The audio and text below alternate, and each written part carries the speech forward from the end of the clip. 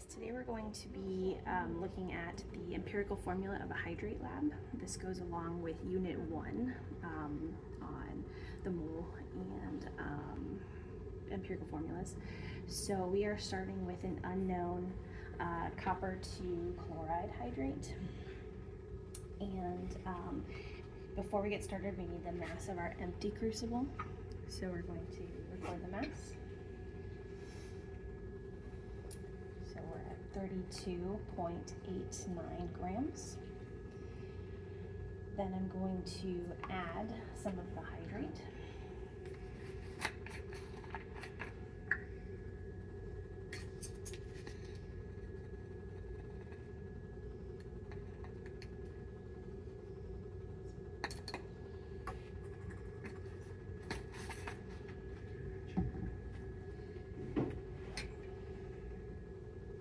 And we'll record the mass again, 33.45 grams. Now, it works a little bit better if you use like an analytical balance, but this balance has precision to the 100th place, so it's pretty good. And now we're going to heat the solid on the hot plate. You can use like a Bunsen burner or a torch instead of a hot plate to do this. It just depends on what equipment you have, but I found the hot plate works pretty well. And you want to continue heating it until it reaches a constant mass.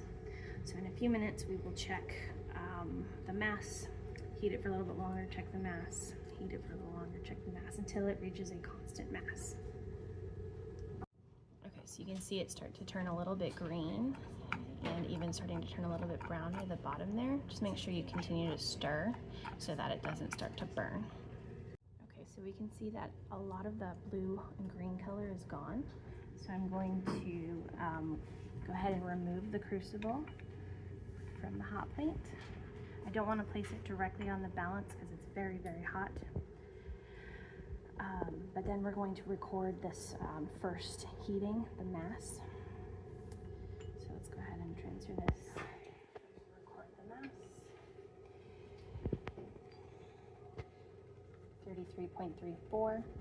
Now some people will recommend to keep a lid on the crucible at this point so that no more water gets in. I don't think that it affects the mass that much, at least for a high school level lab.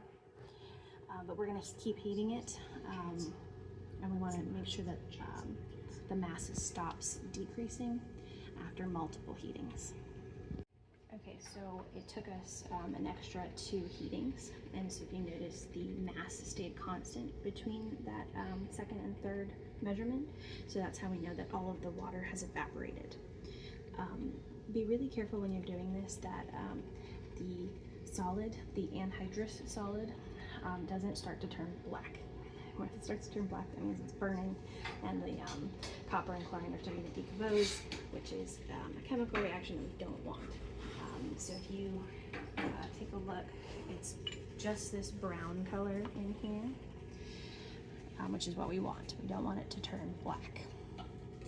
So now I'm going to use this final mass, the 33.30, as my final mass that we're going to record.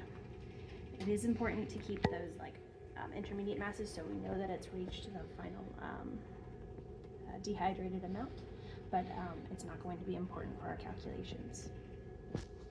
Okay, so to find the mass, this is our hydrate because it has the water in it. To find the mass of the hydrate, we want to subtract our original empty crucible mass from the crucible with the hydrate in it. And so when you subtract, you get that the mass was 0.56 grams of our hydrate to begin with. And then to find just the copper chloride by itself, we want to subtract the final mass after we dehydrated it minus the empty crucible again to get the mass of just this UCl2, which is 0.41 grams. Next, we want to find out how much water left, how much of the water evaporated. So I want to subtract the 0.56, which had the water in it, and subtract out the copper 2 chloride, the 0.41 grams. when you subtract that, you get 0.15 grams of water that evaporated. So now that we have our mass of our separated copper 2 chloride and water, I can go ahead and use these to help us find the empirical formula of the compound. So I need to change grams to moles using the molar mass. The molar mass of the CuCl2 is 134.6 grams per mole. And so when we do that, the grams cancel. We get 0.00305, really 3.1 for using, or 3.0 rather, for using sig figs moles. And for water, I want to use the molar mass of water and convert that to moles as well. I get 0.0083 moles of water. And once you have the moles of both things, you can divide by the smallest one to get your mole ratio. So I'm going to divide both of them by 0.003, 0.003, and so I'll get, I'm going to put it up here, 1 for the CuCl2. And when you divide this, you get 2.7 H2O.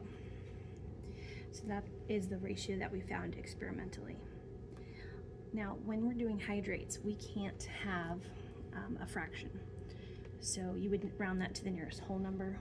So you would have CuCl2 with a dot and 3H2O. So this would be your experimental empirical formula. Now, in reality, the formula of our hydrate is CuCl2 dihydrate, so 2H2O. So this is our theoretical, but we found that this was our experimental. So our experimental showed that there was more water present than there actually should have been.